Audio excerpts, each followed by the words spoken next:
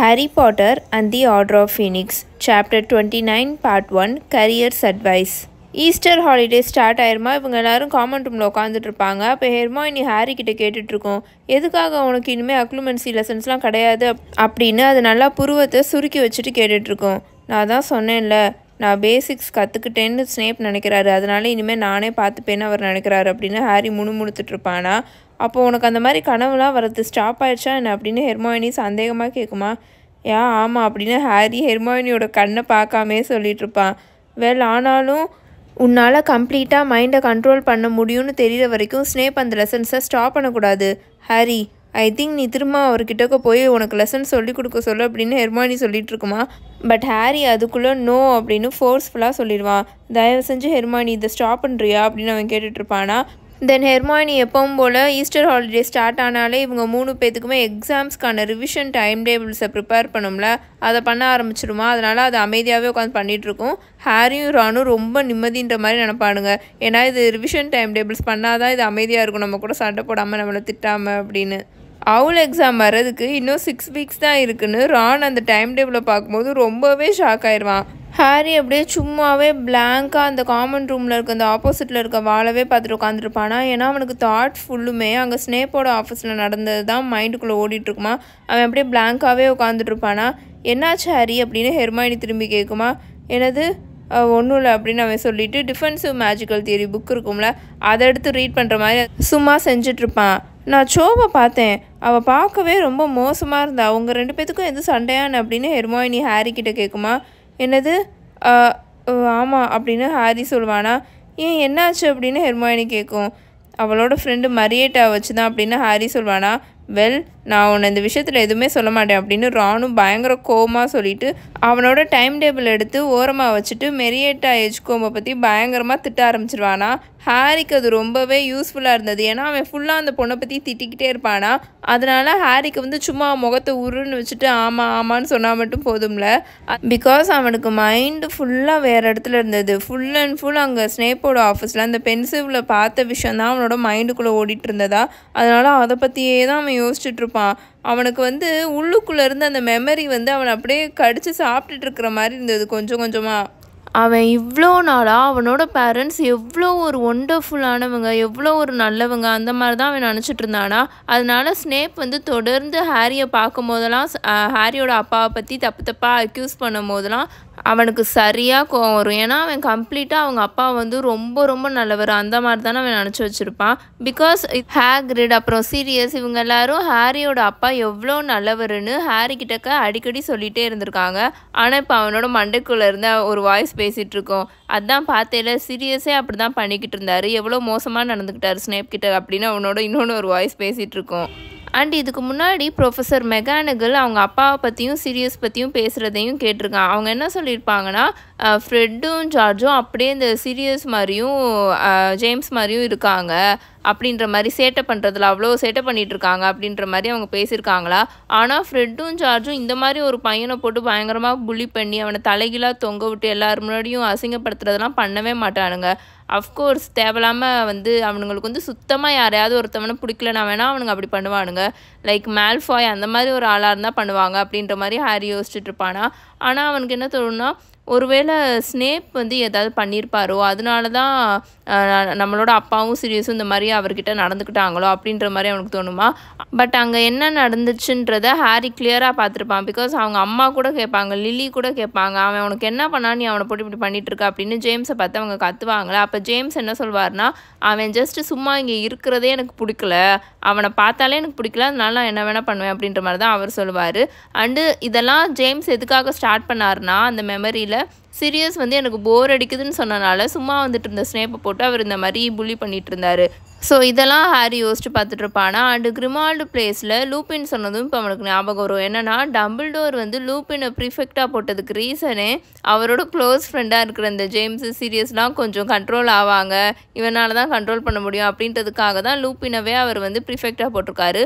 ஆனால் லூப்பினும் அங்கே உட்காந்துட்டு இவங்க பண்ணுற அவ்வளோ அட்டகாசத்தையும் கண்ட்ரோலே பண்ணலை. அவர் பாட்டுக்கு உட்காந்து புக்கை பார்த்துட்டு இருந்தார், திரும்பி எதுவுமே ஸ்டாப் பண்ணலை. ஸோ இதெல்லாம் யோசிக்கும் போது ஹாரிக்கு அவ்வளோ கோவம் வந்துட்டுருக்கும். ஆனால் ஹாரி வந்து தனக்கு தானே ஒரு விஷயத்த நினச்சி சமாதானப்படுத்திப்பான் அவனவே. என்னென்னா அவங்க அம்மாவாவது அட்லீஸ்ட் டீசெண்டாக இருந்திருக்காங்களே, இதெல்லாம் ஸ்டாப் பண்ண சொல்லி வந்து இன்டர்வென் பண்ணியிருக்காங்களே அப்படின்ற மாதிரி அவனுக்கு தோணுமா. பட் அவனுக்கு இன்னொன்று எது ரொம்பவே ஒரு மாதிரி இருக்கும்னா, சுத்தமாக லில்லிக்கு ஜேம்ஸை பிடிக்கவே இல்லை. ஜேம்ஸை பார்க்கும் போதே அவங்க வந்து அவ்வளோ கேவலமாக எனக்கு ஒன்று பிடிக்கவே பிடிக்காதுன்ற மாதிரி அந்த மாதிரி தான் அவங்க பார்த்தாங்க. ஆனால் எப்படி ஜேம்ஸ் வந்து ஜேம்ஸும் லில்லியும் அதுக்கப்புறம் கல்யாணம் பண்ணிக்கிட்டாங்கன்னு ஹாரிக்கு புரியவே இல்லை. ஒருவேளை அவங்க அப்பா அவங்க அம்மாவை ஃபோர்ஸ் பண்ணி எதுவும் கல்யாணம் பண்ணிக்கிட்டாரோ அந்த மாதிரிலாம் அவன் யோசிப்பான். கடந்த 5 வருஷமாக அவங்க அப்பாவோட நினைவுகள், அவங்க அப்பாவோட தாட்ஸ் மட்டும்தான் ஹாரிக்கு வந்து ஒரு சோர்ஸ் ஆஃப் கம்ஃபர்ட்டாகவும் ஒரு இன்ஸ்பிரேஷனாகவும் இருந்திருக்கு. ஒவ்வொரு டைமும் ஹாரியை பார்த்து உங்கள் அப்பா மாதிரியே நீ இருக்க அப்படின்னு சொல்லும் போதெல்லாம் ஹாரிக்கு அவ்வளோ பெருமையாக, எப்படி சொல்கிறது, அந்த பெருமையிலே அவன் வந்து ரொம்ப பிரைட்டாக ஃபீல் பண்ணுவான். அந்த மாதிரி அவனுக்கு இருக்குமா. ஆனால் இப்போ அவனுக்கு அதை நினச்சி பார்க்கும்போது ரொம்ப கோல்டாக ரொம்ப மோசமாக அவன் ஃபீல் பண்ணுவான். அவங்க அப்பாவை நினைக்கும் போதே அவனுக்கு ரொம்ப ஒரு மாதிரி கோவமாகவும் மோசமாகவும் அவன் ஃபீல் பண்ணுவான். ஈஸ்டர் ஹாலிடேஸ் இப்படியே போயிட்டுருக்குமா. நாட்களும் எப்படின்னா, முன்னாடிலாம் எப்போவுமே மழை பெஞ்சிட்டு ரொம்ப கோல்டாக அப்படி தானே இருக்கும். ஈஸ்டர் நெருங்கினால இப்போது வெளியில் வானம்லாம் நல்லா பிரைட்டாக கொஞ்சம் வார்மாக ஆக ஆரம்பிச்சிச்சா. ஆனால் 5th இயரும் 7th இயரும் வெளியில் போய் என்ஜாய் பண்ண முடியாமல் ஃபுல்லாக ஹாக்வர்ட்ஸ் கேஸ்டருக்குள்ளேயே தான் இருப்பாங்க. ஒன்று அவங்க ஹவுஸோட காமன் ரூமில் உட்காந்து படிச்சுட்ருப்பாங்க, இல்லைனா லைப்ரரியில் உட்காந்து படிச்சுட்ருப்பாங்க. ஏன்னா அவங்களுக்கு எக்ஸாம்ஸ் வருதுல, ஸோ எல்லோரும் உட்காந்து படிச்சுட்டே தான் இருப்பாங்களா. ஒரு சண்டே ஈவினிங் போல் ஹாரி அவன் மட்டும் தனியாக லைப்ரரியில் உட்காந்துருப்பான். பிகாஸ் ஹெர்மாயினி வந்து ஏன்ஷியன்ட் ரூல்ஸ் படிக்கணுன்றதுக்காக, ரிவிஷன் பண்ணணுன்றதுக்காக அது வந்து கிரிஃபண்டோர் டவருக்கு போயிடுமா. அண்ட் ரானும் வந்து க்யூடிஷ் ப்ராக்டிஸ் இருக்குன்றனால அவனும் கிரவுண்டுக்கு போயிடுவான். ஸோ ஹாரி மட்டும்தான் லைப்ரரியில் தனியாக உட்காந்துட்ருப்பானா. ஹாரி நான் உங்ககிட்ட தான் பேசிகிட்ருக்கேன், உனக்கு காது கேட்குதா இல்லையா அப்படின்னு ஒரு வாய்ஸ் வரும். ஹாரி திரும்பி பார்ப்பானா. பார்த்தா ஜின்னி வந்து உட்காந்துட்டு ரொம்ப நேரமாக ஹாரியை கூப்பிட்டுருக்கோம். ஆனால் ஹாரி வந்து இப்படியே எல்லாத்த பற்றியும் யோசிச்சுட்டே இருப்பான்ல, அதனால அவன் வந்து நார்மலாகவே இருக்க மாட்டானா. அதனால இவ்வளோ நேரம் ஜின்னி கூப்பிட்டதே அதுக்கு அவனோட காதிலே விழுகாது. ஸோ அவன் ஷாக்காகி திரும்பி பார்ப்பானா. ஓ ஹாய், நீ என்ன ப்ராக்டிஸ்க்கு போகலையா அப்படின்னு அவன் ஜின்னிக்கிட்ட கேட்பானா.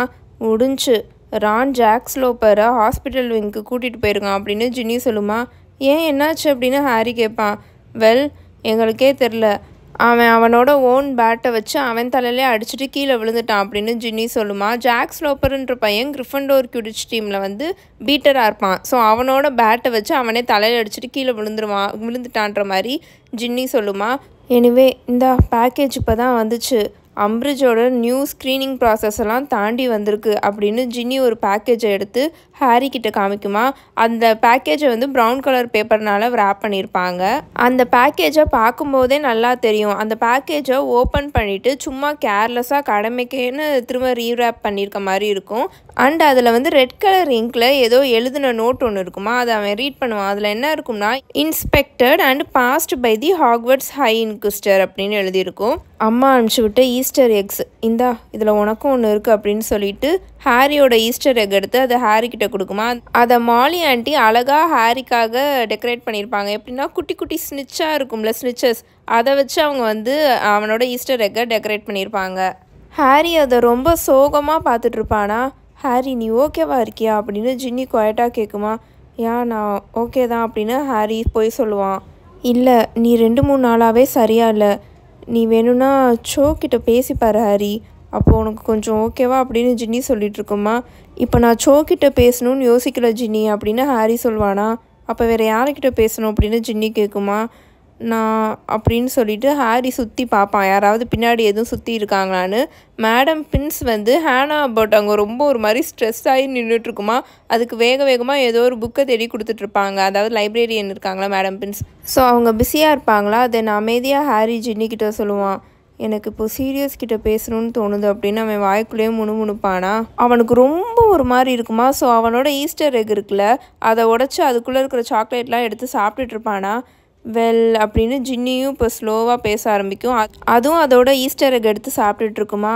உனக்கு உண்மையாகவே இப்போ சீரியஸ் கிட்ட பேசணுன்ற மாதிரி இருந்துச்சுன்னா நம்ம அதுக்கு ஏதாச்சும் வழி கண்டுபிடிக்கலாம் அப்படின்னு ஜின்னி சொல்லுமா. கமான் அப்படின்னு ஹாரி வந்து ஹோப்பே இல்லாமல் பேசுவான்.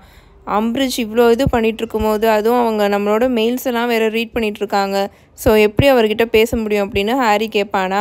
ஃப்ரெட்டு கூடயும் ஜார்ஜ் கூடயும் சின்ன வயசுலேருந்தே வளர்ந்தனால என்னன்னு தெரில, எதை வேணாலும் பண்ணலான்ற தைரியம் பயங்கரமாக எனக்கு இருக்குது அப்படின்னு ஜின்னி சொல்லுமா. ஹாரி திரும்பி ஜின்னியை பார்ப்பான். முன்னாடிலாம் டிமெண்டர்ஸ் ஹாரியை வந்து அட்டாக் பண்ணும்போது லூப்பின் சொல்வார் இல்லையா, சாக்லேட் சாப்பிடு உனக்கு காம் ஆகும், நார்மல் ஆகும், டக்குன்னு உனக்கு எனர்ஜி வந்துடும் அப்படின்னு சொல்வார் இல்லையா. அவனுக்கு அந்த சாக்லேட்டை சாப்பிடும் போதுமே அப்படி தான் இருக்கும், டக்குன்னு எனர்ஜி வந்த மாதிரி இருக்குமா. இப்போ வந்து அவனுக்கு எப்படி இருக்கும்னா, ஜின்னி இப்போ பேசுனதை கேட்டக்கப்புறம் அப்படி தான் டக்குன்னு ஒரு மாதிரி நல்ல ஒரு எனர்ஜி வந்த மாதிரி அவனுக்கு இருக்கும். மேபி அவனோட மனசுக்குள்ளே இருக்கிற விஷயத்த வெளியில் ஓப்பனாக சொன்னனால என்னன்னு தெரில, ஆனால் அவனுக்கு பயங்கரமாக ஒரு ஹோப் அந்த மாதிரி இருக்கும். நீங்கள் இங்கே என்ன பண்ணிக்கிட்டு இருக்கீங்க அப்படின்னு பின்னாடி இருந்து சரியாக சத்தம் வருமா. போச்சுடா அப்படின்னு ஜின்னி வேகமாக எந்திரிச்சு நிற்கும். நான் மறந்தே போயிட்டேன் அப்படின்னு அது கத்திட்டு இருக்கோம். பார்த்தா மேடம் பின்ஸ் வேகமாக அங்கேருந்து நடந்து வந்துட்டு இருப்பாங்க. அவங்க முகமே பயங்கர கோபமாக இருக்கும். லைப்ரரியில் உட்காந்து சாக்லேட்டாக சாப்பிட்டுக்கிட்டு இருக்கீங்க, ஒழுங்கு மாதிரி அதை வெளில போங்கன்னு அவங்க பயங்கரமாக கத்திட்டு அவங்களோட மந்திரக்கோலை எடுத்து இவங்களோட புக்ஸு பேகு அப்புறம் அந்த ஈஸ்டர் எக் பேக்கேஜ் இருக்கும்ல அதை வந்து காற்றுல மிதந்து இவங்களை துரத்து விட்டுக்கிட்டு இருப்பானுங்களா. இவங்க 2 பேருமே அந்த லைப்ரரியிலேருந்து வேகமாக ஓடி வெளியில் வந்துக்கிட்டு இருப்பானுங்க. அப்கமிங் எக்ஸாமினேஷன்ஸ் எவ்வளோ இம்பார்ட்டன்ட்னு ஸ்டூடெண்ட்ஸ் தெரிஞ்சுக்கணுன்றதுக்காக, ஏன்னா இப்போ 5th இயர்ஸ் வந்து அவுல் எக்ஸாம் எழுத போகிறாங்க, 7th இயர் வந்து நியூட் எக்ஸாம் எழுத போகிறாங்க. ஸோ அதோட மார்க்ஸ் வந்து எவ்வளோ இம்பார்ட்டண்ட் அப்படின்னு ஸ்டூடெண்ட்ஸ் தெரிஞ்சுக்கணுன்றதுக்காக நிறையா லீஃப்லெட்ஸு அப்புறம் பேம்ப்ளெட்ஸு நோட்டீசஸ்லாம் வந்து கிரிஃபண்டோர் டவரில் இருக்கிற எல்லா டேபிள்ஸ்லேயுமே அந்த ஈஸ்டர் ஹாலிடேவோட லாஸ்ட் டே இருக்கும்ல அன்றைக்கி ஃபுல்லாக போட்டு வச்சுருப்பாங்க. கூடவே நோட்டீஸ் போர்டில் ஒரு புது நோட்டீஸும் இருக்கும். அதில் என்ன எழுதியிருக்குன்னா கரியர்ஸ் அட்வைஸ் அப்படின்னு போட்டு அதுக்கு கீழே எல்லா 5th இயர் ஸ்டூடெண்ட்ஸ்க்கும் அவங்கவுங்களோட ஹெட் ஆஃப் ஹவுஸ் கூட சம்மர் டேர்ம் ஸ்டார்ட் ஆகிற அந்த ஃபர்ஸ்ட் வீக் அப்போ ஒரு சின்ன மீட்டிங் இருக்குது. அவங்களோட ஃப்யூச்சர் கரியர்ஸை பற்றி டிஸ்கஸ் பண்ணுறதுக்காக தனித்தனியாக எல்லா ஸ்டூடெண்ட்ஸ்க்கான அந்த டைமிங், அந்த அப்பாயின்மெண்ட்டோட டைமிங் வந்து கீழே லிஸ்ட் பண்ணியிருக்கோம் அப்படின்ட்டு எல்லா ஸ்டூடெண்ட்ஸோட அந்த டைமிங்கையும் அதில் போட்டிருப்பாங்க. ஹாரி அந்த லிஸ்ட்டில் அவனோட பேரை பார்த்துட்ருப்பானா. பார்த்தா அதில் மண்டே 2:30 மணிக்கு அவனுக்கு வந்து ப்ரொஃபஸர் மெகானிகல் கூட மீட்டிங் இருக்குன்ற மாதிரி போட்டிருக்கோம். விச் மீன்ஸ் அவன் அன்றைக்கி டிவினேஷன் கிளாஸை அட்டன் பண்ண முடியாது, ஏன்னா அப்போ தான் வந்து அவனுக்கு டிவினேஷன் கிளாஸ் இருக்குது. அண்ட் அந்த ஈஸ்டர் பிரேக்கோட ஃபைனல் வீக்கெண்டோட அந்த ஈவினிங்கை எல்லா ஸ்டூடெண்ட்ஸுமே அந்த கரியர்ஸ் இன்ஃபர்மேஷன் இருக்குல்ல அதை பார்த்துட்டு எல்லோரும் அதை பற்றியே டிஸ்கஸ் பண்ணிகிட்டு இருப்பாங்களா. எனக்கு ஹீலிங் மேலெலாம் அவ்வளோவா இன்ட்ரெஸ்டே இல்லை அப்படின்னு ரான் அந்த ஈவினிங் உட்காந்து அந்த லீஃப்லெட்ஸை எடுத்து பார்த்துட்டு சொல்லிகிட்டு இருப்பானா.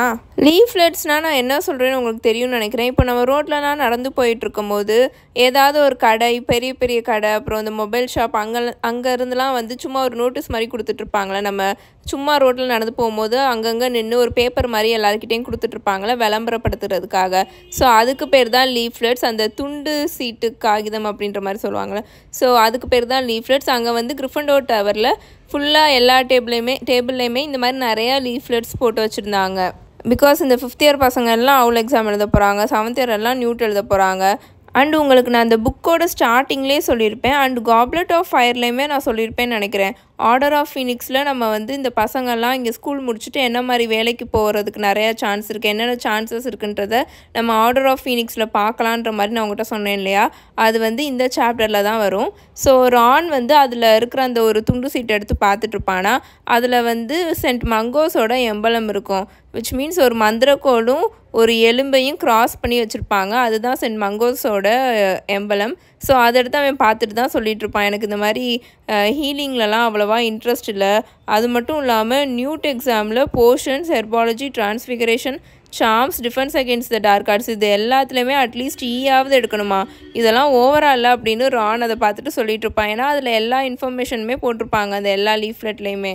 பிகாஸ் அது ரொம்ப ரொம்ப ரெஸ்பான்சிபிளான ஜாபில் அப்படின்னு ஹெர்மாயினி ஆப்சண்ட் மைண்டடாக சொல்லிகிட்ருக்கோம். அது என்ன பண்ணிகிட்ருக்கோம்னா, ஒரு பிரைட் பிங்க் அண்ட் ஆரஞ்சு கலரில் ஒரு துண்டு சீட்டு இருக்கும், ஒரு லீஃப்லெட் இருக்குமா, அதை எடுத்து பார்த்துட்ருக்கோம். அதில் என்ன போட்டிருப்பாங்கன்னா, உங்களுக்கு மகள் ரிலேஷன்ஸில் ஒர்க் பண்ணணுன்ற ஆசை இருக்கா, அதுக்கு நிறையா குவாலிஃபிகேஷன்ஸ்லாம் தேவையில்லை, ஜஸ்ட் நீங்கள் மகள் ஸ்டடீஸில் அவுல் எக்ஸாம் எழுதினாலே போதும், அண்ட் உங்களுக்கு அதில் நிறையா எந்தூசியாசமும் பொறுமையும் அண்ட் நல்ல சென்ஸ் ஆஃப் ஃபன் இருந்தால் மட்டும் போதும் அப்படின்ற மாதிரி அதில் எழுதியிருக்குமா. இப்போ நான் ஒன்று சொல்லிக்கிறேன், இதில் இப்போ நீங்களே பார்த்துருப்பீங்க. என்னென்னா இந்த மகள் ரிலேஷன்ஸ் இருக்கு இல்லையா, அதில் வேலை பார்க்கணுன்னா நம்ம ஜஸ்ட் மகள் ஸ்டடீஸை வந்து பாஸ் பண்ணியிருந்தால் மட்டும் போதும். அவுல் எக்ஸாமில் மகள் ஸ்டடீஸில் நம்ம பாஸ் பண்ணியிருந்தால் மட்டும் போதும். ஆனால் அது என்னென்னா எலெக்டிவ் சப்ஜெக்ட். ஹெர்மாயினி மட்டும்தான் அந்த சப்ஜெக்டை சூஸே பண்ணியிருக்கு. இந்த ரானு, ஹாரிலாம் அந்த சப்ஜெக்டை சூஸே பண்ணலை. ஸோ அவங்க அதை தான் போட்டிருக்காங்க, நம்ம வந்து மகள் ஸ்டடீஸில் ஜஸ்ட் பாஸ் பண்ணால் மட்டும் போதும், இந்த மகள் ரிலேஷன்ஸில் வந்து ஒர்க் பண்ணலாம் அப்படின்னு. இந்த மகள் ரிலேஷன்ஸ் ஜாப்லாம் மினிஸ்ட்ரியில் இருக்குது. பிகாஸ் அவங்க வந்து ஆப்வியஸாக மகள்ஸ் கூடயும் காண்டாக்டில் இருக்கிற மாதிரி இருக்கும் இல்லையா? ஸோ அதுக்கு அங்கே ஆட்கள் வேணும்ல, அதுக்காக தான் இந்த மகள் ஸ்டடீஸ்லாம் இருக்குது. ஹெர்மாயினி ஒரு மகளாக இருந்தாலும் இந்த மகள் ஸ்டடீஸை அது சூஸ் பண்ணி படிக்கும். ஏன்னா அது என்ன சொல்லணும்னா, விசார்டிங் கம்யூனிட்டியோட பாயிண்ட் ஆஃப் வியூவிலேருந்து அவங்க மகள்ஸை எப்படி பார்க்குறாங்கன்றது எனக்கு தெரியணும் அப்படின்றதுக்காகவே அது இந்த சப்ஜெக்டை சூஸ் பண்ணி படிச்சிருக்கோம். ஸோ இப்படி அதில் இருக்குமா, நல்ல எந்தூசியாசம், அப்புறம் பொறுமை, அப்புறம் குட் சென்ஸ் ஆஃப் ஃபன் இருந்தால் போதும் அப்படின்ற மாதிரி எழுதியிருக்குமா. அதை பார்த்துட்டு ஹாரி சொல்லிகிட்ருப்பான், என்னோட அங்கிளெல்லாம் ஹேண்டில் பண்ணுறதுக்கு நல்ல ஃபன் இருந்தாலும் போதாது அப்படின்னு அவன் ரொம்ப டார்க்காக சொல்லிகிட்ருப்பானா. அவன் வந்து அப்போது ஒரு லீஃப்லெட்டை ரீட் பண்ணிகிட்ருப்பான். என்னென்னா அது விசார்டிங் பேங்க் இருக்குல்ல, அதோட லீஃப்லெட் அவன் ரீட் பண்ணிகிட்ருப்பானா. இங்கே பாருங்களேன் இதில் என்ன இருக்குதுன்னு சொல்லிட்டு அதை காமிச்சிட்ருப்பானா. அதில் என்ன எழுதியிருக்கும்னா, உங்களோட கேரியரை நல்லா சேலஞ்சிங்காக நிறையா அதில் ட்ராவல் பண்ணுற மாதிரி, அப்புறம் அட்வென்ச்சர் இருக்கிற மாதிரி, அண்டு ரொம்ப அபாயகரமான புதையலெல்லாம் கண்டுபிடிக்கிற மாதிரி இருக்கணும்னு ஆசைப்பட்றீங்களா? அப்போ உங்களுக்கு கிரிங்கார்ட்ஸ் விசார்டிங் பேங்க்கில் கர்ஸ் பிரேக்கர்ஸாக அப்ராடில் போய் ஒர்க் பண்ணுறதுக்கு ஆப்பர்ச்சுனிட்டிஸ் இருக்குது. அதுக்கு இப்போ நாங்கள் ரெக்ரூட் பண்ணிகிட்ருக்கோம் அப்படின்ற மாதிரி அதில் எழுதியிருக்குமா. ஆனால் இதுக்கு அர்த்திமன்சி தேவையா? ஹெர்மாயினி நீ கூட அதை பார்க்கலாம் அப்படின்னு ஹாரி சொல்லிகிட்ருப்பானா. எனக்கு பேங்கிங்லலாம் அவ்வளோவா இன்ட்ரெஸ்ட் இல்லை அப்படின்னு ஹெர்மாயினி ரொம்ப அப்படியே கேஷுவலாக சொல்லிகிட்ருக்கோம். ஹே அப்படின்னு ஹாரியோட காதுகிட்ட யாரோ வந்து கூப்பிடுவாங்களா. ஹாரி திரும்பி பார்ப்பானா. பார்த்தா ஃப்ரெட்டும் ஜார்ஜும் வந்து இவங்க கூட ஜாயின் பண்ணுவாங்க. ஜின்னி இப்போ தான் எங்ககிட்டக்க உன்னை பற்றி பேசினான் அப்படின்னு ஃப்ரெட்டு சொல்லிவிட்டு அவனோட காலை தூக்கி அங்கே இருக்கிற டேபிள் இருக்கும்ல, அதுக்கு மேலே ஃபுல்லாக எக்கச்சக்க லீஃப்லெட்ஸாக இருக்கும், அப்புறம் நிறைய புக்ஸாக இருக்குமா, அது மேலே தூக்கி அவன் காலை வச்சுட்ருப்பான். சிரியஸ் கிட்ட பேசணும்னு சொன்னியாமா அப்படின்னு அவன் சொல்லுவானா. என்னது அப்படின்னு ஹெர்மாயினி வேக வேகமாக திரும்பி ரொம்ப ஷாக் ஆகி பார்க்கும். ஆமாம் அப்படின்னு ஹாரி கேஷுவலாக அவனோட வாய்ஸை வச்சுட்டு பேசணுன்ற மாதிரி பேசுவான். ஏன் நான் சும்மா தான் பேசணுன்னு அப்படின்னு அவன் சொல்லிட்டு இருப்பானா. லூஸ் மாதிரி பண்ணாத ஹாரி அப்படின்னு ஹெர்மாயினி வேக வேகமாக சொல்லிகிட்ருக்கோம். அவன் சொன்னதை இதனால் நம்பவே முடியாது. ஸோ அந்த மாதிரி ரொம்ப சீரியஸாக சொல்லிகிட்ருக்குமா. அம்பிரிட்ஜ் எல்லா பக்கமும் சுற்றிக்கிட்டு இருக்காங்க, அண்ட் இருக்கிற எல்லா ஃபைல்ஸையும் செக் பண்ணிகிட்ருக்காங்க, இருக்கிற எல்லா ஆந்தையும் செக் பண்ணிகிட்ருக்காங்க, நீ இதில் போய் எப்படி பேசுவ அப்படின்னு அது ரொம்ப சீரியஸாக பேசுமா. எல்லாத்துக்குமே ஒரு வழி இருக்குது அப்படின்னு ஜார்ஜ் ஸ்மைல் பண்ணிகிட்டே சொல்லிகிட்ருப்பான். ஏதாச்சும் லைட்டாக டைவர்ட் பண்ணால் போதும், சின்னதாக ஏதாச்சும் டைவர்ஷன் காசு பண்ணால் போதும். இப்போது நீங்களே நோட்டீஸ் பண்ணியிருப்பீங்க, இந்த ஈஸ்டர் ஹாலிடேஸ் ஃபுல்லுமே நாங்கள் 2 பேருமே எந்த கலாட்டாவும் பண்ணாமல் ரொம்ப அமைதியாக இருந்தோம். ஆனால் அதனால் என்ன யூஸ் இருக்குது அப்படின்னு நாங்கள் எங்களையே கேட்டுக்கிட்டோம். நமக்கு இருக்கிற இந்த ஃப்ரீ டைமில் போய் ஏதாச்சும் கலாட்டா பண்ணால் நல்லாவா இருக்கும் அப்படின்னு நாங்களே எங்களுக்கு பதில் சொல்லிக்கிட்டோம். அண்ட் அஃப்கோர்ஸ் எல்லாருமே உட்காந்து ரொம்ப சீரியஸாக ரிவிஷன் பண்ணிகிட்ருக்காங்க. அதை போய் டிஸ்டர்ப் பண்ணால் நல்லாவா இருக்கும். நாங்களாம் அப்படிலாம் பண்ணவே மாட்டோம்ப்பா அப்படின்னு ஜார்ஜ் சொல்லிகிட்ருப்பானா. ஹெர்மாயினி அவனை ஒரு மாதிரி ஷாக் ஆகி பார்த்துட்ருக்கோம். இதெல்லாம் நம்புகிற மாதிரியே இருக்குது அப்படின்னு ஜார்ஜ் ஹெர்மாயினியை பார்த்து லைட்டாக பவ் பண்ணி சிரிச்சிட்ருப்பான். ஆனால் நாளையிலேருந்து யூஸ்வலாக பிஸ்னஸ் ஸ்டார்ட் ஆயிரும் அப்படின்னு ஃப்ரெட் இப்போது பிரிஸ்காக பேச ஆரம்பிப்பான். அண்டு கண்டிப்பாக ஏதாச்சும் நாங்கள் கலாட்டா பண்ணணும்ல, ஸோ ஏன் அதை யூஸ் பண்ணி ஹாரி சீரியஸ் கிட்ட பேசக்கூடாது அப்படின்னு அவன் சொல்லுவானா. ஆமாம், ஆனால் நீங்கள் அப்படி டைவர்ஷனே காஸ் பண்ணாலும் ஹாரி எப்படி போய் அவர்கிட்ட பேசுவான் அப்படின்னு ஹெர்மாயினி கேட்குமா. அம்பிரிட்ஜோட ஆஃபீஸ் அப்படின்னு ஹாரி குவைட்டாக சொல்லுவான். ஆக்சுவலி இதை பற்றி தான் அவன் நேற்று நைட்டு முழுக்க தூங்கும்போது ஃபுல்லாக இதை பற்றி தான் அவன் யோசிச்சுட்டே இருப்பான். ஏன்னா அம்பிரிட்ஜே ஒரு தடவை ஹாரி கிட்ட ஓப்பனாகவே சொல்லியிருப்பாங்க, என்னோட ஆஃபீஸில் இருக்க ஃபயரை மட்டும்தான் செக் பண்ணாமல் இருக்காங்க, மித்த இந்த ஸ்கூலில் இருக்கிற எல்லா ஃபயரையும் செக் பண்ணிட்டு தான் இருக்காங்க ஃப்ளூ நெட்ஒர்க்கில், அங்கே மினிஸ்ட்ரியில் வந்து ஃப்ளூ நெட்ஒர்க்கில் செக் பண்ணிட்டு இருக்காங்கன்ற மாதிரி அவங்க சொல்லியிருப்பாங்க இல்லையா. ஸோ அதை பற்றி தான் ஹாரி நைட்டு தூங்கும்போது ஃபுல்லாக யோசிச்சிருப்பானா. அதனால ஹெர்மாயினி எப்படி கேட்ட உடனே டக்குன்னு அவன் சொல்லிடுவான் அம்பிரிட்ஜோட ஆஃபீஸ்லன்னு. உனக்கு என்ன பைத்தியம் பிடிச்சிருக்கா அப்படின்னு ஹெர்மாயினி டென்ஷன் ஆகி ஹாரி கிட்ட கேட்டுட்ருக்குமா. ரான் ஒரு வழியாக அந்த லீஃப்லெட்டை பார்க்குறத கீழே வச்சுட்டு திரும்பி ரொம்ப சீரியஸாக ஹாரியை பார்த்துட்ருப்பான். எனக்கு வேறு வழி இல்லை அப்படின்னு ஹாரியும் சொல்லிகிட்ருப்பானா. சரி, அப்போது ஃபஸ்ட்டு அவங்க ரூம்குள்ளே உன்னால் எப்படி போக முடியும் அப்படின்னு ஹெர்மாயினி கேட்குமா. ஹாரி இந்த கொஷினுக்கு ஆன்சர் பண்ணுறதுக்கு ரெடியாகவே இருந்தான், சீரியஸோட நைஃப்னால் அப்படின்னு அவன் சொல்லுவானா. என்னது அப்படின்னு ஹெர்மாயினி கேட்குமா. ஆமாம், போன கிறிஸ்மஸ்க்கு முந்தின கிறிஸ்மஸ் அப்போது சீரியஸ் எனக்கு ஒரு நைஃப் கொடுத்தார்ல, அது எதை வேணால் ஓப்பன் பண்ணும் அப்படின்னு ஹாரி சொல்லுவான். அம்பிரிட்ஜ் அவங்களோட ஆஃபீஸை மதுரம் போட்டு க்ளோஸ் பண்ணி வச்சுருந்தாலும் அல்ஹோமோரா போட்டால் ஓப்பன் ஆகாது, ஸோ இந்த நைஃபை யூஸ் பண்ணால் அது ஓப்பன் ஆயிரும் அப்படின்னு ஹாரி சொல்லுவானா. இதை பற்றி நீ என்ன நினைக்கிற அப்படின்னு ஹெர்மாயினி ரொம்ப சீரியஸாக ரானை பார்த்து கேட்குமா. ஹாரிக்கு அப்போ ஒரு விஷயம் பயங்கரமாக ஞாபகம் வரும். என்னன்னா, இங்கே அந்த கிரிமால்டு பிளேஸில் போய் ஃபஸ்ட்டு டே அவன் அந்த டின்னர் சாப்பிட்டான்ல, அப்போது மாலி ஆண்டி இப்படி தான் ஆர்த்தர் அங்கிள்கிட்டையும் கேட்பாங்களா. இவங்க எல்லாரும் மாலி ஆண்டியை சீரியஸ்க்கும் மாலி ஆண்டிக்கும் சண்டை வந்துட்டுருக்குமா. அப்போ மாலி ஆண்டி திரும்பி ஆர்த்தர் அங்கிள்கிட்ட அப்படி தானே கேட்பாங்க, இதை பற்றி நீங்கள் என்ன நினைக்கிறீங்க, ஏதாச்சும் சொல்லுங்கள் அப்படின்ற மாதிரி அவங்க கேட்பாங்களே. அதே மாதிரியே இப்போ அவனுக்கு ஹெர்மாயினியும் ரானையும் பார்க்கும்போது இருந்தது. எனக்கு தெரியாது, அவனுக்கு என்ன பண்ணட்டுமோ அதை அவன் பண்ணட்டும், அது அவனோட விருப்பம் அப்படின்னு ரான் சொல்லுவானா. இப்போ தான் நீ ஒரு ட்ரூ ஃப்ரெண்டு மாதிரியும் வீஸ்லி மாதிரியும் பேசுகிற ரான் அப்படின்னு ஃப்ரெண்டு கிளாப் பண்ணிக்கிட்டே சொல்லிட்டு இருப்பான். நாளைக்கு லெசன்ஸ்லாம் முடிஞ்சக்கப்புறம் கலவரத்தை ஆரம்பிக்கலான் இருக்கோம். எல்லாரும் அப்போ தான் காரிடாரில் இருப்பாங்க. அப்போ தான் நல்லா பெருசாக இம்பேக்ட் ஆகும். சரி ஹாரி, நாங்கள் ஈஸ்ட் விங்கில் ஆரம்பிச்சிருவோம். ஸோ டைரெக்டாக அந்த அம்மா ஆஃபீஸ்லேருந்து ஈஸ்ட் விங்க்கு வந்துடும். ஸோ ஐ திங்க் நாங்கள் உனக்கு ஒரு 20 minutes கேரண்டி கொடுப்போமா அப்படின்னு சொல்லிட்டு ஃப்ரெட்டு திரும்பி ஜார்ஜை பார்ப்பானா. கரெக்டாக தான் இருக்கும் அப்படின்னு ஜார்ஜும் சொல்லுவானா. சரி, நீங்கள் என்ன டைவர்ஷன் க்ரியேட் பண்ண போகிறீங்க அப்படின்னு ரான் கேட்பானா. நீ பார்க்க தானே போகிற தம்பி அப்படின்னு ஃப்ரெட்டு சொல்லிவிட்டு அங்கேருந்து ஃப்ரெட்டும் ஜார்ஜும் கிளம்பி போயிடுவாங்க. தென் ஹாரியும் அன்றைக்கி நைட்டு நல்லா தூங்கிட்டு அடுத்த நாள் எந்திரிச்சிருவானா. அவனுக்கு கொஞ்சம் ஒரு மாதிரி பயமாகவே இருக்கும். என்னன்னா, அவனுக்கு வந்து இப்போ அம்பிரிட்ஜ் ஆஃபீஸில் போய் சீரியஸ் கிட்ட பேச போகிறது மட்டும் அவனுக்கு பயமாக இருக்காது. அவனுக்கு வந்து இன்றைக்கி தான் ஸ்னேப்போட ஆஃபீஸில் அவன் அந்த விஷயத்த பார்த்தான்ல, பென்சிவ்குள்ளே ஸ்னேப்போட அந்த ஒஸ்ட் மெமரியை. அதுக்கப்புறம் அவன் இன்றைக்கி தான் ஸ்னேப்பை வந்து க்ளோஸாக பார்க்க போகிறான். ஏன்னா இன்றைக்கி வந்து அவனுக்கு போர்ஷன்ஸ் கிளாஸ் இருக்குது. அதை நினச்சி அவன் ரொம்பவே நர்வஸாக இருப்பானா. ஸோ அவன் பெட்லேருந்து எந்திரிச்சிட்டு நெவிலோட பெட்டு பக்கத்தில் விண்டோ இருக்குமா, அங்கே போய் நின்றுட்டு வெளியில் பார்த்துட்டு இருப்பானா. அவனுக்கு ஒரு மாதிரியே மண்டைக்குள்ளே ஓடிட்டுருக்கோம். சீரியஸ் கிட்ட போய் நம்ம இன்றைக்கி பேச போகிறோம், அவர் என்ன சொல்லி நம்மளை சமாளிப்பார், அவங்க அவ்வளோ மோசமாக நடந்துக்கிட்டாங்க, என்ன சொல்லி அவர்னால என்னை சமாளிக்க முடியும் அப்படிலாம் அவன் யோசிச்சுட்ருப்பான். அப்போது ஹாரியோட கவனத்தை ஒரு விஷயம் இருக்கும். என்னன்னா, ஹாக்ரிட் அன்றைக்கி காலையில் ஃபர்பிடன் ஃபாரஸ்ட் இருக்குல்ல, அந்த தடை செய்யப்பட்ட காடு, அதுக்குள்ளேருந்து வெளியில் வந்துட்டுருப்பாரா. ஒரு மாதிரி தத்தி தத்தி நடந்து வந்துட்டுருப்பாரு. இந்த காலில் அடிபட்டு இருந்துச்சா ஒரு மாதிரி நொண்டி நொண்டி நடந்து வருவாங்களே, அந்த மாதிரி நடந்து வந்து அவரோட கேபின்குள்ளே போவார், அவரோட வீட்டுக்குள்ளே போவாரா. ஒரு மாதிரி தடுமாறிட்டே தான் நடந்து போவாரா. ஹாரி பார்த்துட்டே இருப்பான் ஹாக்ரிட் திரும்ப எதுவும் வெளியில் வராரான்னு. ஆனால் அவர் வரமாட்டார், வீட்டுக்குள்ளே தான் இருப்பார். சிம்னிலேருந்து புகை வர ஆரம்பிச்சிடும். தென் ஹாரியும் திரும்பிட்டு ட்ரங்க்கு கிட்ட வந்து அவனோட ட்ரெஸ்ஸை எடுத்து சேஞ்ச் பண்ண ஆரம்பிச்சிருவானா. ஹாரிக்கு ஏற்கனவே அம்பிரிட்ஜுக்கு தெரியாமல் அவங்களோட ஆஃபீஸில் போய் சீரியஸ் கிட்டக்க பேசுகிறத நினச்சி ரொம்பவே நர்வஸாக இருப்பான். இதில் ஹெர்மாயினி வேறு அவனை போட்டு பாடாக படுத்தி எடுத்துகிட்டு இருக்கோம். அதனால எந்த அளவுக்கு முடியுமோ அந்த அளவுக்கு ஹாரியை போட்டு மனசை சேஞ்ச் பண்ண ட்ரை பண்ணிகிட்ருக்கோம். நீ போகாத ஹாரி, இந்த மாதிரி நீ மாட்டினேன்னா என்ன பண்ணுவ அப்படி இப்படின்னு சொல்லிட்டு அவன் இன்னைக்கு ஈவினிங் 5 மணிக்கு பண்ண போகிற விஷயத்துக்கு மார்னிங் ஃபுல்லாக அது போட்டு ஹாரியை பாடாப்படுத்தி எடுத்துகிட்டு இருக்கோம். For the first time in history professor pins கிளாஸில் அது கிளாஸை கவனிக்காமல் ஹாரி கிட்ட உட்காந்துக்கிட்டு ஃபுல்லாக அவனை மனசை மாற்ற ட்ரை பண்ணிகிட்டே இருக்கும். ஃபுல்லாக அவன்கிட்ட பேசிக்கிட்டே இருக்கும், குசு குசு குசு குசுன்னு பேசிகிட்டே இருக்கும். அவங்க மட்டும் உன்னை பிடிச்சிட்டாங்கன்னு வச்சுக்கோயேன், உன்னை அந்த ஸ்கூலை விட்டு எக்ஸ்பெல் பண்ணுறதை விடு, கண்டிப்பாக நீ ஸ்னஃபில்ஸ் கிட்ட பேசிகிட்டு இருக்கன்ற விஷயம் அவங்க கண்டிப்பாக கெஸ் பண்ணிடுவாங்க.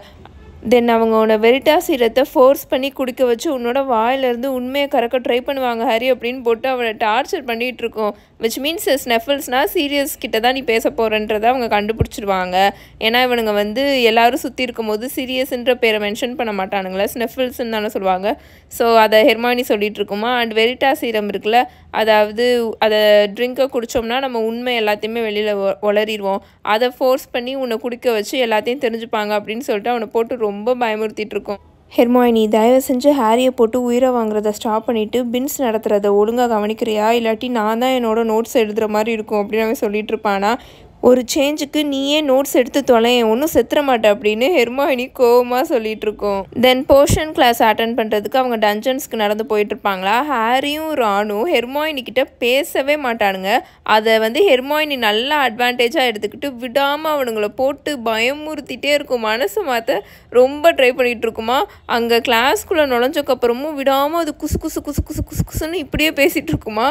சீமஸ் என்ன நினச்சிருவானா, அவனோட கால்ரனில் ஏதோ லீக் இருக்கு போல், ஏதோ லீக் ஆகிட்டு இருக்கு போல நினச்சிட்டு அந்த கால்ரனில் ரொம்ப நேரமாக ஏதாச்சும் ஓட்டை இருக்கான்னு தேடிட்டே இருப்பான். ஏன்னா ஹெர்மாயினி ஃபுல்லாக இப்படியே பேசிகிட்டு இருக்கனால அவனோட கால்ரன்லேருந்து தான் ஏதோ கொட்டிகிட்டு இருக்குன்னு ரொம்ப நேரமாக நின்று தேடிட்டே இருப்பான்.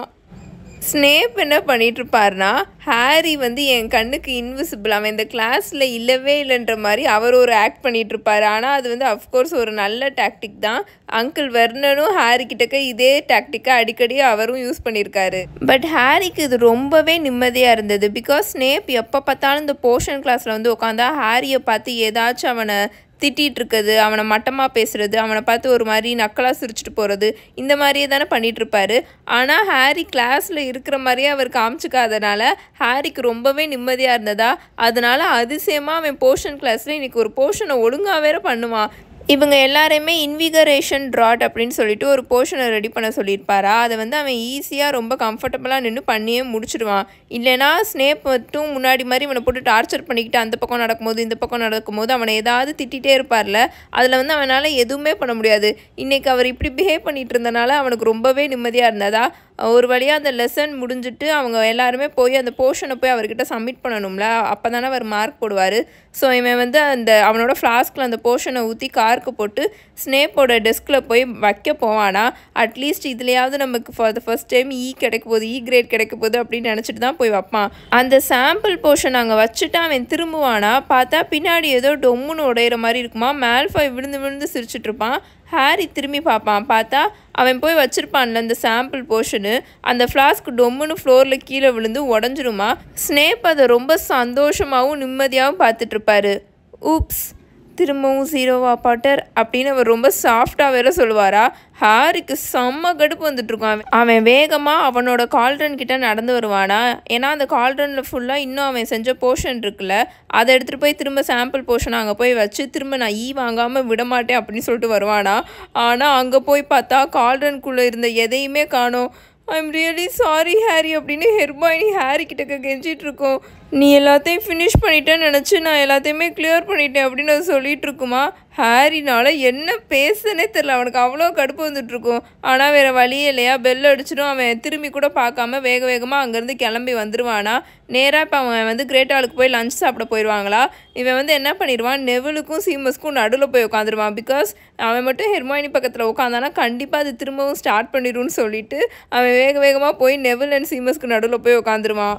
ஃபுல்லாகவே அவன் ரொம்ப பேட் மூடில் இருந்தனால அவனுக்கு வந்து ப்ரொஃபஸர் மெகானகல் கூட கெரியர் அப்பாயின்மெண்ட் இருக்குதுன்றதே மறந்துட்டு நேராக அவன் டிவினேஷன் கிளாஸுக்கு வந்துட்டுருப்பானா. ரொம்ப நேரம் கழிச்சு தான் ராணும் கேட்பான், ஆமாம் நீ என்ன இங்கே இருக்க அங்கே போகாமல் அப்படின்னு சொன்னக்கப்புறம் தான் அவனுக்கு ஞாபகம் வருமா. தென் அவன் வேக வேகமாக அங்கேருந்து ப்ரொஃபஸர் மெகானகலோட ஆஃபீஸ்க்கு ஓடிட்டுருப்பான். தென் அவன் அங்கே போய் டோரை ஓப்பன் பண்ணிவிட்டு உள்ளுக்குள்ளே போவானா. சாரி ப்ரொஃபஸர் நான் மறந்துட்டேன் அப்படின்னு அவன் இழைச்சிட்டே சொல்லிவிட்டு டோரை க்ளோஸ் பண்ணிட்டு உள்ளே வந்துட்டுருப்பானா. பரவாயில்ல இருக்கட்டும் பாட்டர் அப்படின்னு அவங்க பிரிஸ்காக சொல்லிகிட்டு இருப்பாங்களா. அவங்க சொல்லிகிட்டு இருக்கும் போதே அந்த பக்கம் இருந்து அப்படின்னு மூக்கை ஸ்னிஃப் பண்ணுற சத்தம் கேட்குமா. ஹாரி திரும்பி பார்ப்பான். பார்த்தா ப்ரொஃபஸர் அம்பிரிட்ஜும் அவங்களோட கிளிப்போர்டு இருக்கும்ல அதை வச்சுட்டு அவங்க உட்காந்துட்ருப்பாங்க. அவங்களோட கழுத்தில் ஃப்ரில்லாக வச்சு லைட்டாக ஒரு பவு மாதிரி போட்டிருப்பாங்களா. அவங்களோட முகத்தில் அப்படி ஒரு கேவலமான ஒரு சிரிப்பு வேறு இருக்கும். உட்கார் பாட்டர் அப்படின்னு ப்ரொஃபஸர் மெகானகல் சொல்லிவிட்டு அவங்களோட டெஸ்கில் இருக்கிற அங்கே நிறையா அந்த லீஃப்லெட்ஸாக இருக்குமா அதெல்லாம் எடுத்துகிட்டு இருப்பாங்களா. ஹாரியும் போய் ப்ரொஃபஸர் மெகானகலோட டெஸ்க்குக்கு முன்னாடி இருக்கிற சேரில் உட்காருவானா. பின்னாடி தான் அம்பிரிட்ஜ் உட்காந்துருப்பாங்க. அவன் வந்து முதுகை காமிச்சிட்டு உட்காந்துருப்பான். அவன் வந்து எவ்வளோக்கு எவ்வளோ முடியுமோ அவ்வளோக்கு அவ்வளோ ப்ரொஃபஸர் அம்பிரிட்ஜ் அவங்களோட கிளிப்போர்டில் வேக வேகமாக எழுதிட்டு இருப்பாங்களே அந்த சத்தம் கேட்கும்ல, அதை காதில் வாங்காமல் இருக்கணுன்ற மாதிரி நினச்சிட்டே தான் போய் உட்காருவான். வெல் பாட்டர், இந்த மீட்டிங் எதுக்காகனா உன்கிட்ட உன்னோட கெரியர் ஐடியாஸ் பற்றி பேசுகிறதுக்கும் அண்ட் நீ 6th and 7th இயரில் என்ன சப்ஜெக்ட் சூஸ் பண்ணி படிக்கணுன்றது டிசைட் பண்ண ஹெல்ப் பண்ணுறதுக்கு தான். ஹாக்வர்ட்ஸ் முடிச்சு வெளியில் போனக்கப்புறம் ஏதாவது பண்ணணும், நீ ஏதாச்சும் முன்னாடி ஐடியா யோசிச்சு வச்சுருக்கியா பாட்டர் அப்படின்னு ப்ரொஃபஸர் மெகானகல் ஹாரி கிட்ட கேட்பாங்களா. அப்படின்னு ஹாரி இழுப்பானா. ஏன்னா பின்னாடி இந்த ப்ரொஃபஸர் அம்பிரிட்ஜ் உட்காந்துட்டு அவங்களோட கிளிப்போர்ட்னா என்னென்னா நம்ம ஊரில் இந்த எக்ஸாம் பேட் சொல்லுவோம் இல்லையா. ஸோ அதில் உட்காந்துட்டு வேக வேகமாக கிறுக்கிக்கிட்டு இருப்பாங்களா. அது வந்து அந்த ஸ்க்ராச்சிங் நாய்ஸ் வந்து அவனுக்கு ரொம்ப டிஸ்ட்ராக்டிங்காக இருக்குமா. ஸோ அவன் அப்படின்னு எடுத்துட்டு எஸ் சொல்லு அப்படின்னு ப்ரொஃபஸர் மெகானகல் ஹாரியை வந்து என்கரேஜ் பண்ணுற மாதிரி கேட்பாங்களா. வெல் நான் ஆர்ஆர் ஆகணும்னு சும்மா ஐடியா பண்ணி வச்சுருக்கேன் அப்படின்னு ஹாரி வாய்க்குள்ளேயே சொல்லிட்டு இருப்பானா. அதுக்கு உனக்கு டாப் கிரேட்ஸ் வேணும் பாட்டர் அப்படின்னு ப்ரொஃபஸர் மெகானகல் அங்கே இருக்கிற ஒரு சின்ன நல்லா கருப்பு நிறத்தில் இருக்கும், கருப்பாக இருக்கும், ஒரு டார்க்காக இருக்கிற ஒரு லீஃப்லெட்டை எடுத்து ஹாரி கிட்ட கொடுப்பாங்க. இங்கே பார்த்தியா, மினிமம் நீ 5 சப்ஜெக்டாவது நியூட் எக்ஸாமில் எழுதணும் அண்ட் எதுவுமே எக்ஸீட் எக்ஸ்பெக்டேஷன்ஸ் கிரேடுக்கு கீழே இருக்கவே கூடாது. அண்ட் நீ அவ்வளோ மார்க் எடுத்திருந்தாலுமே நீ ஆர்ஆர் ஆஃபீஸ்க்கு போயிட்டு நிறைய ட்ரைனிங் அட்டன் பண்ணுற மாதிரி இருக்கும். அங்கே நிறைய ஆப்டிடியூட் டெஸ்ட் வைப்பாங்க. அப்புறம் உன்னோட கேரக்டரை ரொம்ப அனலைஸ் பண்ணுவாங்க. அது ரொம்ப ரொம்ப டிஃபிகல்ட்டான கரியர் பாட்டர். இருக்கிறதுலே பெஸ்ட்டாக இருக்கிறவங்கள மட்டும்தான் அவங்க எடுப்பாங்க. இன்ஃபேக்ட் கடந்த 3 வருஷமாக யாரையுமே அவங்க ஆர்ஆர்ஸாக எடுக்கவே இல்லை அப்படின்னு ப்ரொஃபஸர் மெக்கானிக்கல் சொல்லுவாங்களா. இப்போ உங்களுக்கு புரியும்னு நினைக்கிறேன். ஆர்ஆர் ஜாப் அவ்வளோ ஈஸியாலாம் நமக்கு கிடச்சிடாது. ரொம்ப ரொம்ப அதுக்கு கஷ்டப்படணும். ஏன்னா அந்த ஜாபே அப்படி தான் இருக்கும். ரொம்ப டேஞ்சரஸான விஷயத்தை ஃபேஸ் பண்ணுற மாதிரி தான் இருக்கும். ஸோ அதுக்கேற்ற மாதிரி தான் ஆர்ஆர்ஸ்க்கு வந்து அவங்க ஆளவே எடுப்பாங்க. அண்ட் எக்ஸ்ட்ரீமாக ட்ரைனிங் அட்டன் பண்ணுற மாதிரி இருக்கும். நிறையா அதுக்கப்புறம் எக்ஸாம்ஸ்லாம் எழுதி அவங்கள வந்து ஃபிசிக்கலாக டெஸ்ட் பண்ணுறது, மென்டலி டெஸ்ட் பண்ணுறது, அந்த மாதிரிலாம் நிறையா விஷயத்த வந்து ஆர்ஆர் ஜாப்க்கு போகிறவங்க வந்து கோ த்ரூ பண்ணணும். அதனால தான் விசார்டிங் கம்யூனிட்டியில் இந்த ஆர்ஆர்ஸாக இருக்காங்க இல்லையா, அவங்களுக்கு வந்து ரொம்ப ரெஸ்பெக்ட் இருக்குது. இப்போ உங்களுக்கு மூடிலாம் எவ்வளோ பெரிய ஆளுன்னு தெரியும்னு நினைக்கிறேன். அவர்லாம் நல்ல எக்ஸாம்ஸ் எழுதி அதுக்கப்புறம் நிறையா ட்ரைனிங் அட்டன் பண்ணி தான் அவர் ஆர்ஆராகவே இருந்திருக்காரு. அப்புறம் நம்ம டாங்ஸும் அப்படி தான். அவங்க வந்து ஸ்கூல் படிக்கும்போது எல்லா எக்ஸாம்ஸ்லேயுமே எல்லா சப்ஜெக்ட்லேயுமே எக்ஸீட் எக்ஸ்பெக்டேஷன்ஸ் எடுத்து அதுக்கப்புறம் நிறையா ட்ரைனிங் அண்டர்கோ பண்ணி தான் இப்போ அவங்க ஆர்ஆராகவே இருக்காங்க. நெவிலோட அம்மா அப்பாவும் ஆர்எஸ் தான். அதனால தான் அவங்களுக்கு விசார்டிங் கம்யூனிட்டியில் நிறைய ரெஸ்பெக்ட் இருக்குன்னு சொல்லுவாங்க. ஸோ இந்த மாதிரி ப்ரொஃபஸர் மெக்கானிக்கல் சொல்லிட்டு இருப்பாங்களா, கடந்த 3 வருஷமாக அவங்க யாரையுமே ஆர்எஸாக எடுக்கவே இல்லை அப்படின்னு. அப்போது வந்து ப்ரொஃபஸர் அம்ரிச் இருக்காங்களா, அவங்க பின்னாடி உட்காந்துட்டு அப்படின்னு லைட்டாக காஃப் பண்ணுவாங்க. யாருக்கும் கேட்காத மாதிரி நடிக்கிற மாதிரி அந்த மாதிரி காஃப் பண்ணுவாங்களா. ஆனால் வேணும்னே வந்து அவங்க டிஸ்டர்ப் பண்ணணுன்றதுக்காக தான் அப்படி பண்ணுவாங்க. பட் ப்ரொஃபஸர் மெக்கானிக்கல் கம்ப்ளீட்டாக அவங்கள இக்னோர் பண்ணிடுவாங்க. ஸோ உனக்கு என்னென்ன சப்ஜெக்ட்ஸ் எடுத்து படிக்கணும்னு தெரியும்னு நினைக்கிறேன் பாட்டர் அப்படின்னு ப்ரொஃபஸர் மெக்கானிக்கல் இப்போ அவங்க வாய்ஸை நல்லா ரைஸ் பண்ணிவிட்டு பேசுவாங்களா. Yes, defence against the dark ஆர்ட்ஸா அப்படின்னு ஹாரி கேட்பானா. அஃப்கோர்ஸ் அப்படின்னு ப்ரொஃபஸர் மெக்கானிக்கல் சொல்லுவாங்களா. அண்ட் மித்த என்னென்ன சப்ஜெக்ட்ஸ் நீ படிக்கணும்னு அப்படின்னு அவங்க சொல்லிட்டு இருக்கும் போதே ப்ரொஃபஸர் அம்ரிச் இப்போ திரும்பவும் காஃப் பண்ணுவாங்க. முன்னாடி காஃப் பண்ணதுக்கு இப்போ நல்லா ஆடிபிளாகவே நல்லா கேட்குற மாதிரியே காஃப் பண்ணுவாங்களா. ப்ரொஃபஸர் மெக்கானிக்கல் எரிச்சலாகி கண்ணை மூடிட்டு திரும்பவும் ஓப்பன் பண்ணுவாங்க. அவங்கள காம் பண்ணிட்டு திரும்பவும் ஓப்பன் பண்ணிவிட்டு ப்ரொஃபஸர் அம்ரிச் டிஸ்டர்பே பண்ணாத மாதிரி அவங்க அதை கண்டுக்காத மாதிரி திரும்பவும் பேச ஆரம்பிச்சிருவாங்க. அண்ட் ஆல்சோ நீ டிரான்ஸ்ஃபிகரேஷன் படிக்கணும்னு அட்வைஸ் பண்ணுவேன் பாட்டர். பிகாஸ் ஹாரர்ஸ் ஃப்ரீக்வெண்ட்டாக டிரான்ஸ்ஃபிகர் பண்ணி அன்ட்ரான்ஸ்ஃபிகர் பண்ணுற மாதிரி இருக்கும் அவங்களோட ஒர்க்கில். அண்ட் இன்னொன்று ஒரு முக்கியமான விஷயம் சொல்லிக்கிறேன். நீ என்னோட டிரான்ஸ்ஃபிகரேஷன் சப்ஜெக்டை நியூட் எக்ஸாம் எடுத்து படிக்கணும்னா, நியூட் கிளாஸஸ் அட்டன் பண்ணணும்னா கண்டிப்பாக ஆர்டினரி விசார்டிங் லெவல் அவுல் எக்ஸாமில் நீ டிரான்ஸ்ஃபிகரேஷன் சப்ஜெக்டில் எக்ஸீட் எக்ஸ்பெக்டேஷன்ஸ் குறைஞ்ச எதுவுமே நீ எடுக்கவே கூடாது. இ கிரேடுக்கு கீழே அவுல் எக்ஸாமில் வாங்கினவங்கள நான் என்னோடய கிளாஸில் அலோவ் பண்ண மாட்டேன் அப்படின்னு அவங்க சொல்லிட்டு இருப்பாங்க. அண்ட் இப்போதைக்கு நீ டிரான்ஸ்ஃபிகரேஷன் சப்ஜெக்டில் அக்செப்டபிள் கிரேட் தான் வாங்கிட்டுருக்க. நீ ஒழுங்காக எக்ஸாம்ஸ்க்கு முன்னாடி நல்லா ஹார்ட் ஒர்க் பண்ணேன்னா கண்டிப்பாக நீ அவுல் எக்ஸாமில் எடுக்கலாம். அண்ட் சார்ம் சப்ஜெக்டே நீ எடுத்து படிக்கிற மாதிரி இருக்கும். அஃப்கோர்ஸ் சார்ம்ஸ் எப்போவுமே யூஸ்ஃபுல்லாக தான் இருக்கும். அண்ட் போர்ஷன்ஸ் ஆர்ஆர்ஸ்க்கு ரொம்ப ரொம்ப முக்கியம். பாய்சன்ஸ் அண்ட் ஆன்டிடோட்ஸ் பற்றி ஆர்ஆர்ஸ் கண்டிப்பாக தெரிஞ்சு வச்சுக்கணும். அது ரொம்ப ரொம்ப எசென்ஷியலானது. அண்ட் இதையும் நான் வந்துட்டு சொல்லிக்கிறேன். ப்ரொஃபஸர் ஸ்னேப் அவரோட சப்ஜெக்டில் அவுல் எக்ஸாமில் அவுட்ஸ்டாண்டிங் கிரேட் எடுக்கலைன்னா கண்டிப்பாக அவர் நியூட் கிளாஸ் அட்டன் பண்ணவே விட மாட்டார் எந்த ஸ்டூடெண்ட்டையும் அப்படின்னு ப்ரொஃபஸர் மெக்கானிக்கல் சொல்லிட்டு இருப்பாங்க. இப்போ உங்களுக்கு கொஞ்சம் கொஞ்சம் புரியும்னு நினைக்கிறேன். ஹோல் வேர்ல்ட்லேயுமே எஜுகேஷன் சிஸ்டம் இந்த மாதிரி காமனாக தான் இருக்கும். லைக் எப்படி நம்ம ஸ்கூல் வரைக்கும் ஃபார் எக்ஸாம்பிள் இப்போ நம்ம 10th கிரேட் வரைக்கும் நிறைய சப்ஜெக்ட்ஸ் எடுத்து படிப்போம். அதுக்கப்புறம் நம்ம ஹை ஸ்கூல் போகும்போது நம்ம என்ன மாதிரி கரியரில் போகிறோமோ அதுக்கேற்ற மாதிரி சப்ஜெக்ட்ஸ் எடுத்து படிப்போம். அதே மாதிரி தான் இங்கே விசார்டிங் கம்யூனிட்டிலையும் இப்போ வந்து இவங்க ஒரு கெரியருக்கு சூஸ் பண்ணுறாங்க, நான் இந்த கெரியருக்கு போகணும் அப்படின்ற மாதிரி நினைக்கிறாங்கன்னா இந்தந்த சப்ஜெக்ட்ஸில் அவங்க மேண்டட்ரி இவ்வளோ கிரேட் எடுத்துருக்கணும். நான் ஆல்ரெடி உங்களுக்கு ஹாக்வர்ட்ஸில் வந்து எக்ஸாம்ஸில் என்ன மாதிரி கிரேட்ஸ் ஃபாலோ பண்ணுவாங்கன்னு சொல்லியிருக்கேன்னு நினைக்கிறேன். ஃபஸ்ட்டு பார்த்திங்கன்னா அவுட்ஸ்டாண்டிங் இருக்கும்.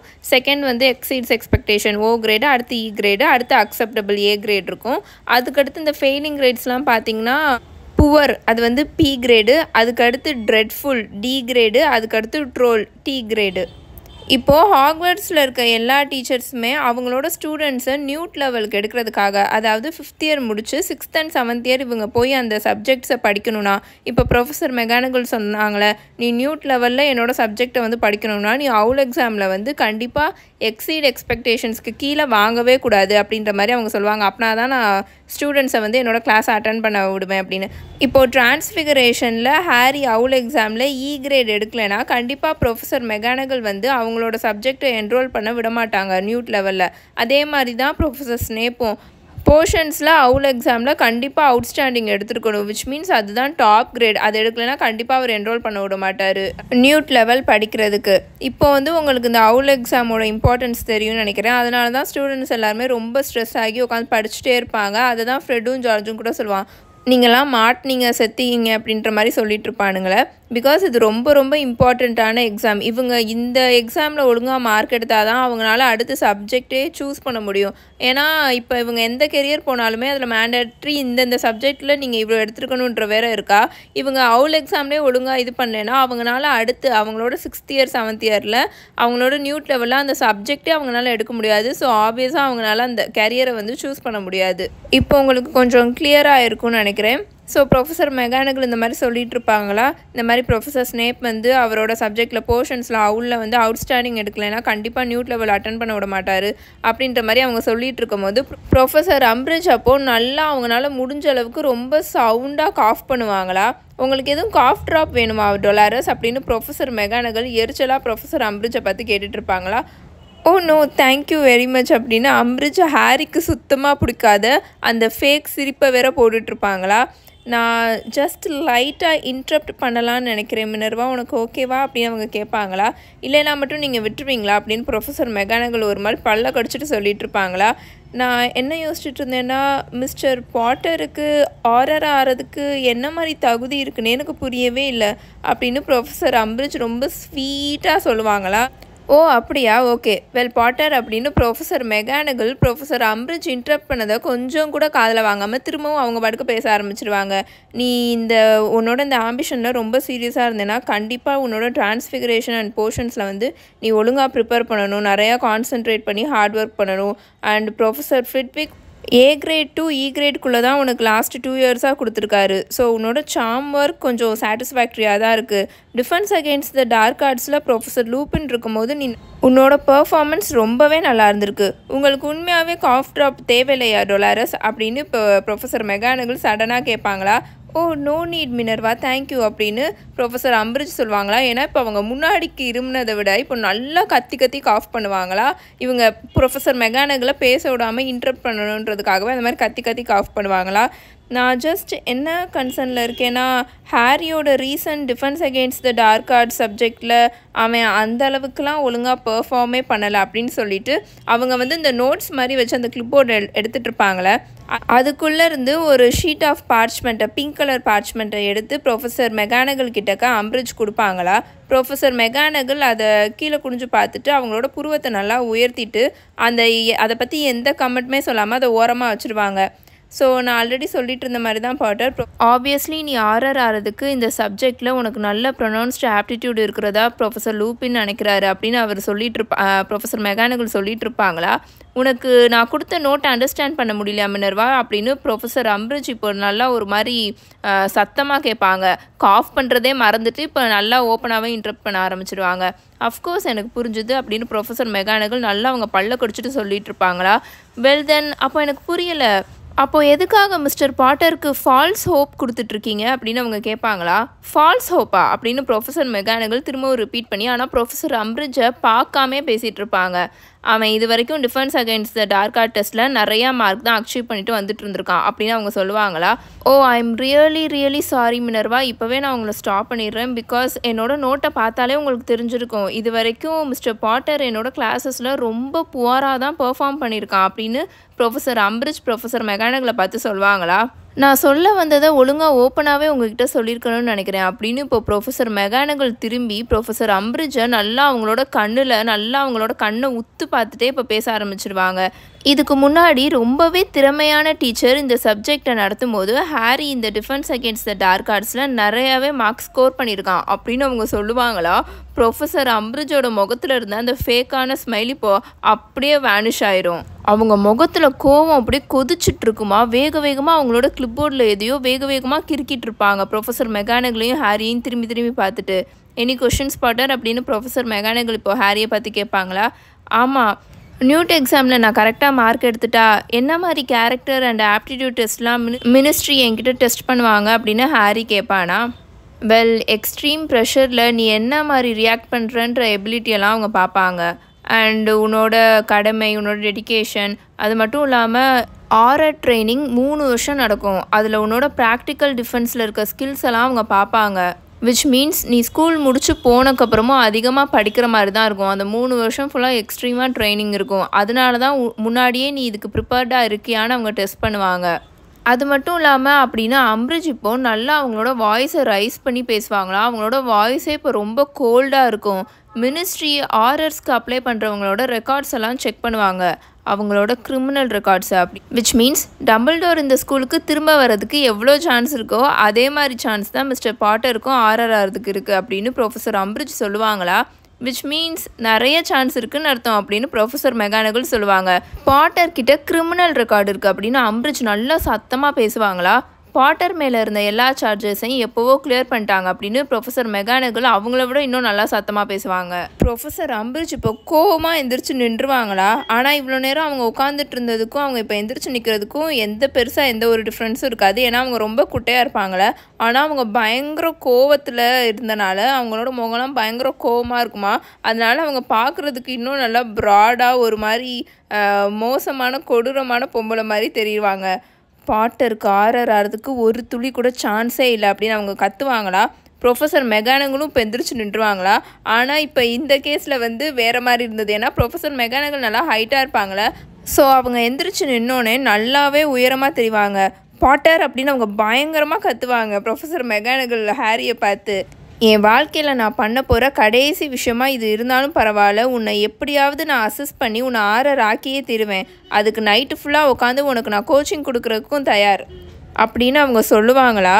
அமைச்சர் என்ன ஆனாலும் ஹாரி பாட்டரை எம்ப்ளாய் பண்ணவே மாட்டார் அப்படின்னு அம்ரிஜ் பயங்கர கோவமாக கத்துவாங்களா.